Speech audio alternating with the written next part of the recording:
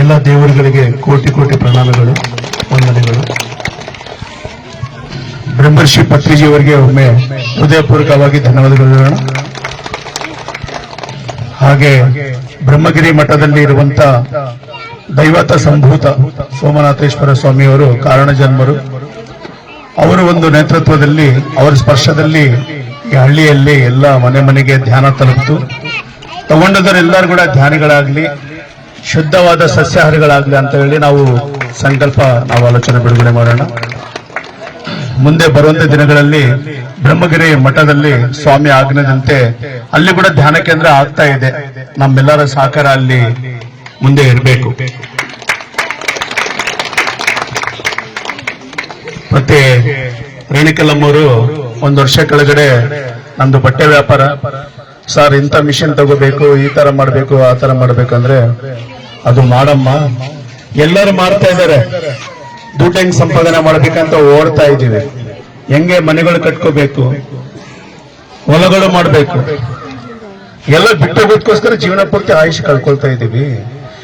ಮತ್ತೆ ಗುರುಗಳು ಬ್ರಹ್ಮರ್ಷಿ ಪತ್ರಿಜಿ ಅವರು ನಮಗೆ ಕೋಟಿಗಟ್ಟಲೆ ಕಿಲೋಮೀಟರ್ ಈ ಭೂಮಿಯಲ್ಲಿ ತಿರುಗಿ ₹1 ಖರ್ಚಿಲ್ದಂಗೆ ರಾಕ್ಷಸ ಮಹಾತ್ಮ ಆಗೋದಂಗೆ, ಮಹಾತ್ಮ ಭಗವಂತ ಆಗೋದು ಹೇಗೆ ಅಂತ ತಿಳಿಸ್ಕೊಟ್ಟಿದ್ದಾರೆ.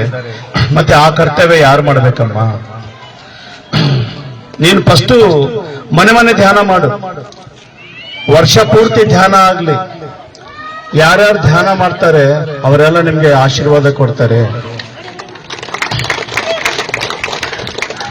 ಅಂದ್ರೆ ಆ ತಾಯಿ ಆ ಮಾತನ್ನು ಹಾಗೆ ತಗೊಳ್ತಾ ಮನೆ ಮನೆ ಧ್ಯಾನ, 5 ದಿನ ಧ್ಯಾನ, 41 ದಿನ ಕಂಟಿನ್ಯೂ ಆ ಧ್ಯಾನವನ್ನು ಸ್ಫೂರ್ತಿಯಾಗಿ ಅವ್ರು ತಗೊಂಡಿದ್ದಾರೆ.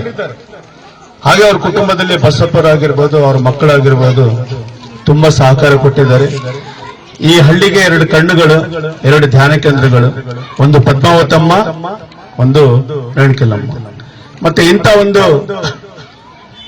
ಮುಕ್ತಿ ಸಿಗ್ಬೇಕಂತ ಮಾನವ ಜನ್ಮನ ಕೊನೆಯ ಒಂದು ಆಸೆ ಏನಂದ್ರೆ ಪ್ರತಿ ಮನುಷ್ಯನಿಗೆ ಮುಕ್ತಿ ಬೇಕಂತೆ. ಅದ್ರ ಹೆಸರೇ ನಿರ್ವಾಣ ಅಂತ. ಯಾರಿಗೆ ನಿರ್ವಾಣ ಸಿಕ್ಕಿದೆ ಅವ್ರು ಹೆಂಗಿರ್ತಾರಂದ್ರೆ ಆನಂದವಾಗಿರ್ತಾರೆ.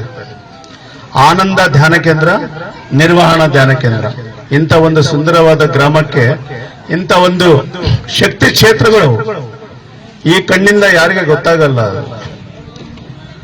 ಮತ್ತೆ ಅಂತ ಒಂದು ನಿರ್ಮಾಣ ಕಟ್ಟಡಕ್ಕೆ ಕಠಿಣವಾದ ಪರಿಶ್ರಮ ಮಾಡಿದ್ದು ಸೋಮಸಂದ್ರ ಮಾಸ್ಟರ್ಗಳು, ಭೀಮಾ ಮಾಸ್ಟರ್, ಮತ್ತೆ ಸಾಕಷ್ಟು ಆನಂದ್ ರಾಜ್ ಅವರು, ಗಣೇಶ್ ಅವರು, ಮತ್ತೆ ಸ್ವಾಮೀಜಿ ಅವರ ಹೆಸರು, ಅವರೆಲ್ಲರೂ ಕೂಡ ರಾತೋರಾತ್ ಬಂದು ಹಗಲು ರಾತ್ರಿ ಕಷ್ಟಪಟ್ಟು ಇಂಥ ಧ್ಯಾನ ಕೇಂದ್ರ ಕಟ್ಟಿದ್ದಾರೆ.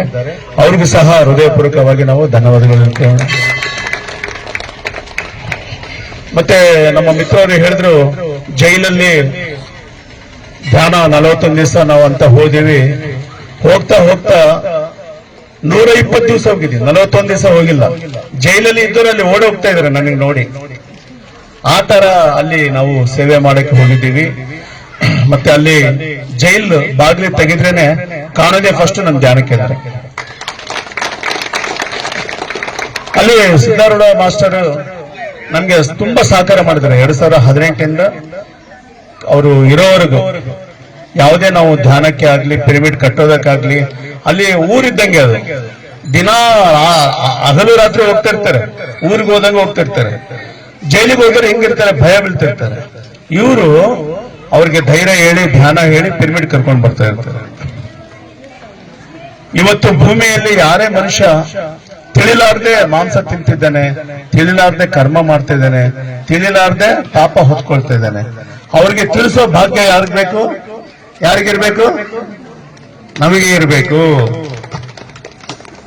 ಅದಕ್ಕೆ ನಾನು 5 ಪಿರಮಿಡ್ಗಳು ಕಟ್ಟಿದ್ದೀನಿ. 20 ಲಕ್ಷ ಜನ, ಕನಿಷ್ಠ ಪಕ್ಷ 20 ಲಕ್ಷ ಜನಗಳಿಗೆ ಧ್ಯಾನ ಹೇಳ್ಕೊಟ್ಟಿದ್ದೀನಿ. ಕೊನೆ ಉಸಿರು ಇರುವವರೆಗೂ ನಾನು 1 ಕೋಟಿ ಜನಕ್ಕೆ ಧ್ಯಾನ ಹೇಳ್ಕೊಡ್ಬೇಕಂತ ನನ್ನ ಸಂಕಲ್ಪ. ಇದು ಯಾರಿಗೋಸ್ಕರ ಮಾಡಬೇಕು? ತೋರ್ಸೋಗೋಸ್ಕರನ? ಇಲ್ಲ ನನ್ನ ಮನೆತನ ಹೆಸರು ಬೆಳೆಸ್ಕೊಳ್ಳೋಕೋಸ್ಕರನ? ಅಲ್ಲ, ನನ್ನ ಉದ್ಧಾರ, ನಾನು ಉದ್ಧಾರ ಆಗ್ಬೇಕಂದ್ರೆ ಜಗತ್ತು ಕಲ್ಯಾಣದಲ್ಲಿ ನನ್ನ ಆತ್ಮ ಕಲ್ಯಾಣ ಅಡಗಿದೆ. ಅದಕ್ಕೆ ನಾವು ಎಲ್ಲರಿಗೂ ಕೂಡ ಪ್ರೀತಿಯಿಂದ ವಿನಯದಿಂದ ಬೇಕಂದ್ರೆ ಸಾಷ್ಟಾಂಗ ನಮಸ್ಕಾರ ಮಾಡಿ ಕೂಡ ನೀವು ಧ್ಯಾನ ಹೇಳ್ರಿ.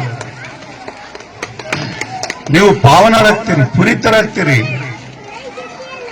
ಯಾಕಂದ್ರೆ ನಮ್ಗೆ ನೋಡೋ ದೃಷ್ಟಿಯಲ್ಲಿ ಲೋಪ ಇದೆ. ನಾವು ಅವ್ರ ತಪ್ಪುಗಳಿಂದ ನೋಡ್ತಾ ಇದ್ದೀವಿ. ಆ ತಪ್ಪುಗಳಲ್ಲಿ ನಮ್ಗೇನು ಭಾಗಸ್ವಾಮಿ ಇಲ್ಲ. ನಾವು ತಗೊಳ್ತೀವಿ, ನಾವು ಅವ್ರ ಕರ್ಮಗಳು ತಗೊಂತೀವಿ, ಅವ್ರ ನೋವುಗಳು ತಗೊಂತೀವಿ. ಅಲ್ಲಿ ಒಬ್ಬರು ಮಾಸ್ಟರ್ ಇದ್ದಾರೆ,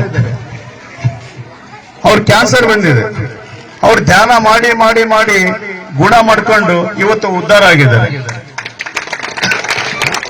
ಆಮೇಲೆ ಕೃಷ್ಣಮೂರ್ತಿ ಸಾರ್ ಅವರು, ಇವರೆಲ್ಲ ಈ ಹಳ್ಳಿ, ಎಷ್ಟೋ ಹಳ್ಳಿಗಳಿಗೆ ಪ್ರಜಾಪ್ರತಿನಿಧಿಗಳು ಇರ್ತಾರೆ, ಸ್ಪಂದಿಸ್ತಾ ಇರ್ತಾರೆ. ಆದ್ರೆ ಇವರು ರಾಜಕೀಯವಾಗಿ ಸುಮ್ಮನೆ ಇದಾರಾಗ್ಲಿ, ನಿಜವಾಗಿ ಹೃದಯ ಪೂರ್ವಕವಾಗಿ ಜನಗಳ ಶ್ರೇಯಸ್ಸು ಕೋರೋರು ಅಂತ ನನಗೆ ಇವಾಗ ಗೊತ್ತಾಯ್ತು. ಧ್ಯಾನ ಮಾಡೋಕ್ಕೋಸ್ಕರ 10 ಪೈಸಾ ಖರ್ಚಿಲ್ಲ. ಇದು ಯಾವುದೇ ಕುಲ, ಮತ, ಧರ್ಮ, ವರ್ಗ, ಪ್ರಾಂತ ಏನೂ ಇಲ್ಲ. ಪ್ರತಿ ಆತ್ಮ ಸಾಕ್ಷಾತ್ ಭಗವಂತ ಸ್ವರೂಪ.